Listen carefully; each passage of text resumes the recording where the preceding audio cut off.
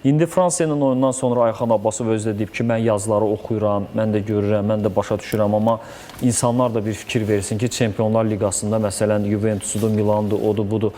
Bunlar necə müdafiə olunur? Futbolda müdafiə də o sistemin bir ayrılmaz hissəsidir. Xüsusən zəif olduğunsa ilk növbədə müdafiədə etibarlı oturmalısın. Bütün bunları biz çox gözəl başa düşürük. Bütün bu söhbətlərə bizim iradımız yoxdur. Amma müdafiə olunmaq deyəndə də elementar o üçlü mərkəz müdafiəçi sistem var da. Məsələn, sən özünü dəfələrlə o istifadə eləmirsən. Bax, əcnəbilərdə, məsələn, İtalyanlarda bu başqa cür görünür. Daha elə bil ki, işdək, sanki heç müdafiə yox, hücum futbolu. Sanki o cinah lateralləri hücumçudurlar, müdafiəçi deyirlər. Bizdə o beşli müdafiə kimi görünür. Çünki futbolçular bizdə keyfiyyət, səviyyə anlamında ola bilər. Biz onu o cür parlaq şəkildə həyata keçirə bilmirik. Amma indi Ayxan Abbasovun bir sistemi var.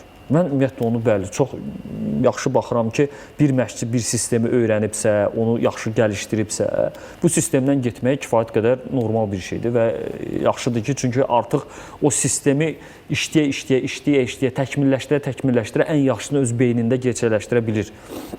Amma indi bir məsələ var da, İslandiyanın oyunda biz o qədər dərin müdafiəyə oturmuşduq. Birinci qola qədər İslandiyadan vurulan qoldan söhbət gedir.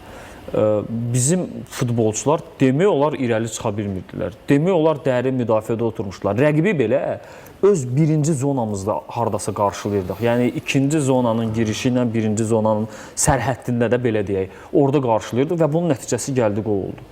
Fransa ilə götürək, aydın məsələdir, Fransa o tapşırığı yerinə yetirib, bəlkə bizimkilər də o azarkeş böyük dəstəyi altında biraz, bəlkə birinci oyundan sonra olan tənqidlərdən dolayı daha inamlı oynadıq. Orada da müdafiə olunurduq ki, orada belə hücum futbolu oynamırdıq ki, amma o müdafiənin belə hardasa o daha şiddətli forması mən elə gəlir oynayırdıq. Onu Fransa ilə ayrıca danışaq da pressing eləyirdik, o xəyal fantastik bir iş əmsalı yerinə yetirir. Renat Dadaşov dayanmadan qaçırdı. Yəni komanda olaraq ən azı rəqibi qarşıda hardasa irəlidə qarşılaya bilirdik. İslandiyadan biz bunu görmədik.